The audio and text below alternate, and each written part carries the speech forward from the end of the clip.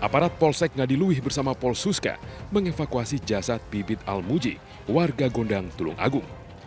Pria 59 tahun ini tewas ketika setelah mobil yang dikemudikannya tersambar kereta Gajayana Relasi Jakarta-Malang. Menurut saksi mata, korban melaju dari arah timur. Sampai di perlintasan kereta di Desa Beranggahan, korban tidak tahu jika dari arah berlawanan, kereta sedang melaju kencang. Mobil korban ringsek setelah terseret hingga terlempar ke perkebunan jagung yang ada di samping rel kereta. Kendaraan Elf itu dari arah timur, itu sudah ada yang penjaga orang Pusri dan anaknya itu sudah bilangi, Pak ada kereta. Tapi kendaraannya Elf itu terus meluncur, tapi kalem. Berjalannya kalem, keadaan kalem, baru sepur dari arah utara. Itu jaraknya 1 meter. Dari ini suara mak jeluk, luar ini. Perlintasan kereta di Desa Beranggahan ini diketahui sering memakan korban jiwa lantaran tidak dilengkapi palang pintu. Ya Allah, tetangga kampung kebakaran. Belasan rumah semi permanen di kawasan padat penduduk Cipete Utara, Kebayoran Baru, Jakarta ludes terbakar. Video amatir warga merekam besarnya kobaran api dan gumpalan asap hitam saat kebakaran melanda kawasan ini. Petugas dibantu warga berjibaku memadamkan api agar tidak merambat ke bangunan lain di sekitarnya. Diduga kebakaran terjadi akibat korsleting listrik di salah satu rumah. Api baru bisa dipadamkan setelah 1 jam. Untuk awal kita berangkatkan itu langsung 19 unit karena informasinya pemukiman padat. Tapi optimalnya kita gunakan hanya 5 unit di sini. Untuk rumah sementara belum kita hitung ya, masih proses pendinginan. Kemungkinan sekitar ada antara 10 sampai 13-an lah itu berupa kontrakan. Tapi pastinya nanti setelah kita hitung ya. Oke. Tidak ada korban jiwa dalam peristiwa ini, namun kerugian ditaksir ratusan juta rupiah.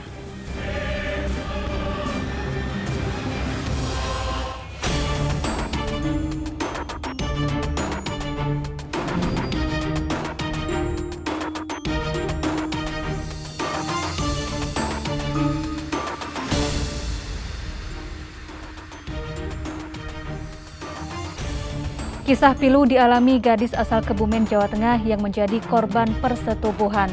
Korban berusia 16 tahun diduga dihamili oleh ayah temannya.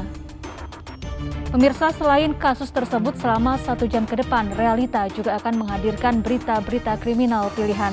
Bersama saya, Syafaati Suryo.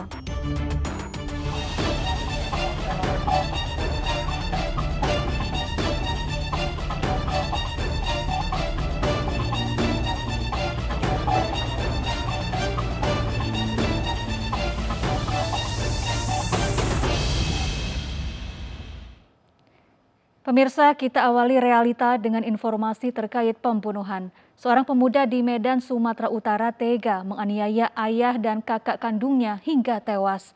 Pelaku ditangkap warga saat berdiam diri dan menatap jasad ayahnya di lokasi kejadian.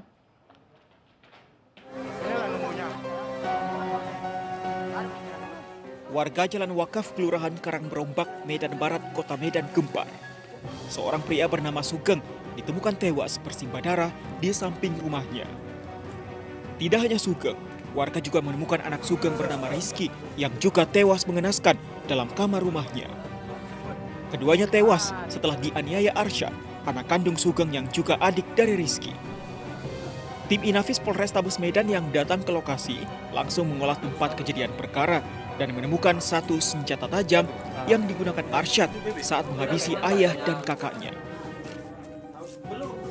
Sementara Arsyad yang berdiam dalam rumah usai kejadian dievakuasi ke Polsek Medan Barat untuk diperiksa dan menghindari amukan warga. Nah, katanya ada ayahnya ditikam. Terus lari kami ke sini kan. Pas lihat ayahnya sudah di sana, terus tersangkanya ini di depan pintu, langsung diamankan sama si Indra. Ini bersaudara nih Bang? Iya, bersaudara. Adik abang bapak gitu? Ya, yang di dalam abangnya, yang di luar bapaknya. Oh, yang nikam? Yang nikam adiknya. Adiknya. Jasad kedua korban kemudian dievakuasi ke Rumah Sakit Bayangkara Medan untuk diotopsi. Sementara itu, polisi belum memberikan keterangan resmi terkait motif pelaku tega membunuh ayah dan kakak kandungnya. Sementara itu di Jakarta, seorang pemuda yang diduga depresi tega membunuh ayah kandungnya di rumah susun Dinas Kebersihan Cengkareng, Jakarta Barat. Polisi masih menunggu hasil tes kejiwaan untuk mengetahui motif pelaku.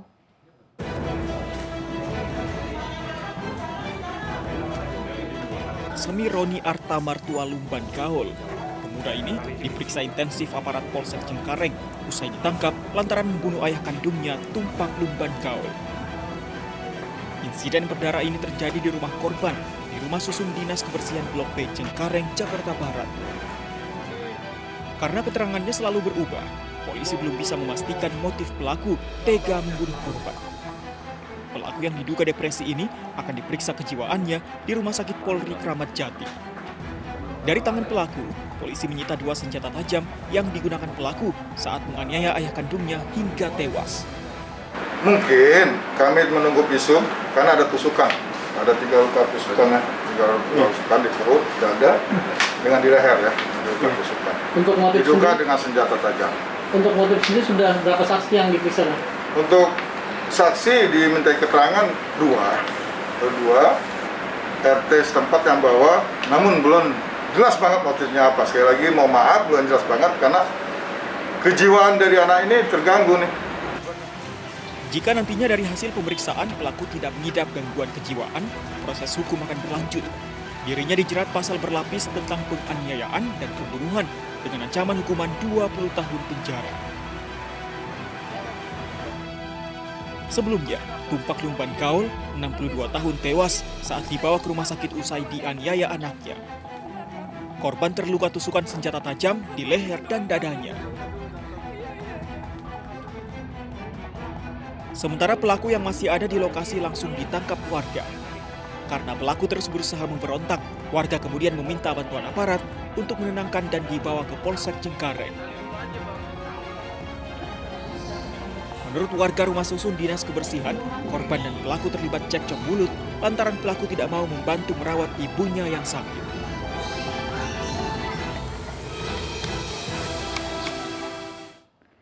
Kecewa dikatakan anak yang tidak berguna. Seorang pemuda di desa Pasar Lembu, Asahan, Sumatera Utara tega membunuh ayah kandungnya pada Juni lalu. Pelaku merekayasa seolah-olah korban dirampok dan dibunuh.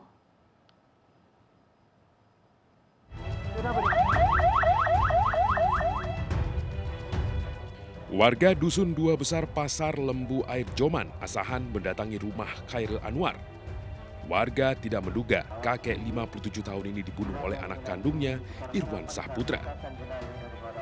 Usai diotopsi di Rumah Sakit Bayangkara Medan, jenazah Khairil Anwar kemudian dimakamkan di tempat pemakaman umum Desa Pasar Lembu. Di mata keluarga, almarhum dikenal ramah dan baik hingga tidak menyangka jika anaknya tega menghabisi nyawa ayahnya tersebut. Kami orang yang bagusnya anaknya, orang tuanya ini pun begitu, tak pala banyak bicara ataupun tak ada yang kami ketahui tingkah laku kejahatan yang mencurigakan baik dari orang tuanya ataupun anaknya. Tapi nggak sangka ya Pak ya? Iya. Sementara itu aparat Polres Asahan telah menangkap Irwan Sahputra. Dari hasil pemeriksaan, motif pembunuhan ini dipicu masalah sepele. Pelaku kecewa hingga tidak dapat menahan amarahnya saat korban mengatakan dirinya anak tidak berguna. Saat cekcok, korban dianiaya hingga tewas seketika dalam kamarnya. Untuk menghilangkan jejak, pelaku mengikat jasad korban dan menutup mulutnya dengan lakban hingga seolah-olah ayahnya dibunuh oleh perampok. Karena sakit hati atas ucapan dari korban, ya, karena mengatakan anaknya tidak berguna, sehingga pada saat pagi itu pelaku melakukan pemukulan kepada korban ya, berulang kali, 2 kali di kepala, kemudian sempat juga dibenturkan di lantai di ubin rumahnya itu, sehingga korban pingsan. Setelah pingsan kemudian pelaku membekap pernapasan korban ini dengan sarung modusnya, yaitu pada saat itu setelah pelaku melakukan pembunuhan itu terhadap ayahnya, kemudian seolah-olah pelaku menolong korban dengan minta tolong kepada para tetangga, terjadi aksi perampokan di rumah korban. Atas perbuatannya, anak durhaka ini kini mendekam di sel tahanan Polres Asahan dan terancam hukuman maksimal hukuman mati. Sebelumnya, Khairil Anwar, 57 tahun, ditemukan tewas dalam kamarnya di Dusun 2, Desa Pasar Lembu, Air Joman, Asahan. Kondisi jasad korban mengenaskan, di mana tangan dan kaki terikat lakban, serta mulutnya dibekap kain sarung. Tewasnya korban menggemparkan warga sekitar. Khairil Anwar awalnya diduga merupakan korban perampokan karena kondisi kamar yang berantakan. Namun dari hasil pengembangan, polisi justru menangkap anak sematawayang korban, Irwan Sahputra, yang awalnya mengaku pertama kali menemukan jasad, tapi ternyata adalah pembunuhnya.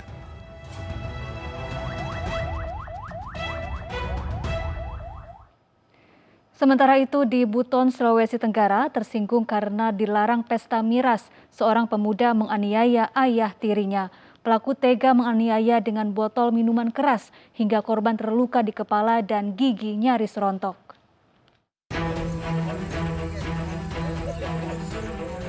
Pemuda ini menangis dan pasrah saat dibekuk tim walet Satuan Reskrim Polres Buton Utara, Sulawesi Tenggara.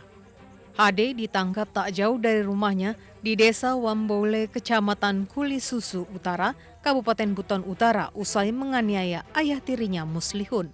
Pemuda 20 tahun ini tega menganiaya ayah tirinya lantaran tersinggung dan tidak diterima ditegur korban saat hendak menggelar pesta miras bersama temannya di rumah. Pelaku menganiaya korban dengan botol minuman keras. Selain itu, pelaku mengamuk memukul pintu kamar mandi hingga memecahkan jendela rumah. Akibat dianiaya, korban terluka di kepala, wajah, dan bibir hingga gigi bagian depan nyaris copot. Korban sempat mendapat perawatan di rumah sakit. Lalu korban melaporkan kasus penganiayaan ke kantor polisi. Karena seorang anak menganiaya ayah tiri dengan menggunakan botol. Kronologis kejadian, pelaku merasa tersinggung dengan teguran ayah tirinya, karena pelaku ini melakukan pesta miras bersama temannya di belakang rumah. Sehingga ditegur oleh ayahnya, sehingga yang menyebabkan pelaku tersinggung dan mengamuk dalam rumah. Untuk mempertanggungjawabkan perbuatannya, pelaku mendekam di balik jeruji di Polres Buton Utara. Pelaku terancam hukuman 2 tahun 8 bulan penjara. Di Pasuruan, Jawa Timur, seorang suami diduga tega menganiaya istrinya hingga meninggal dunia. Pelaku yang terluka akibat diamuk warga yang marah dirujuk ke RSUD Bangil, Pasuruan. Sementara kasus tersebut ditangani Polres setempat.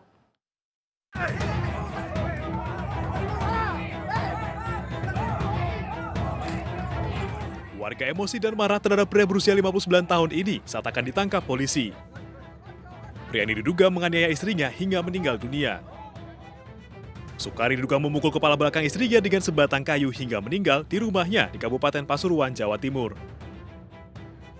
Begitu tahu, cuma katanya anaknya itu datang, suami itu langsung mukul si istri. Langsung dipukul, terjadilah meninggal. Cuma itu ya masalah keluarga nggak tahu. Iya, itu dipukul pakai apa tadi? Kayu. Pakai kayu. Ya. Sebelah mana ya, Pak? Sebelah kepala. Pelaku yang terluka sempat mendapat perawatan di Puskesmas Pinongan, Kabupaten Pasuruan, kemudian dirujuk ke RSUD Bangil. Jika kondisi pelaku sudah pulih, rencananya akan dibawa ke psikiater RSJ Lawang, Kabupaten Malang karena mengalami depresi.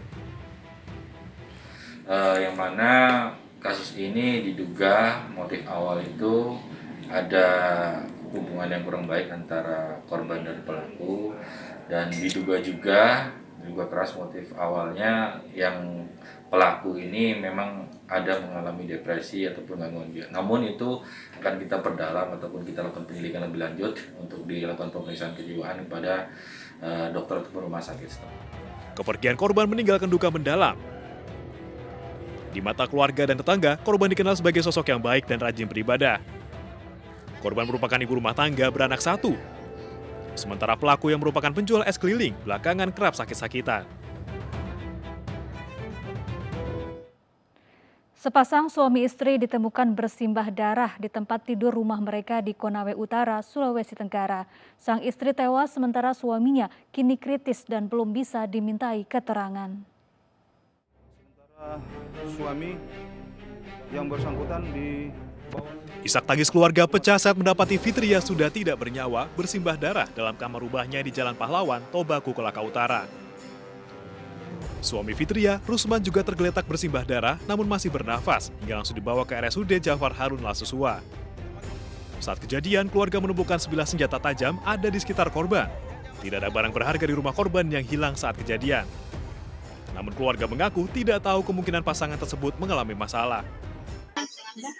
Apa kena itu personilnya datang di sini bikin apa sih baru di mana? Ini kita punya menantu ini maksudnya baik dengan keluarga apa semua.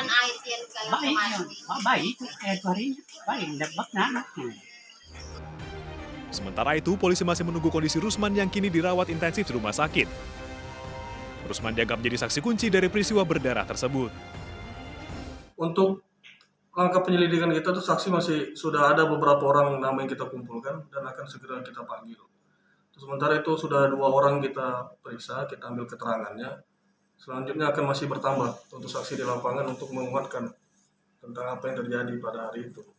Terus kalau korban ini, kalau siuman kemudian itu akan diminta keterangannya atau gimana? Ya, untuk suaminya pasti kita ambil keterangan. Cuman sekarang karena belum sadarkan diri, masih di rumah sakit ya, sekarang kita biarkan dalam proses penyembuhan dan tetap.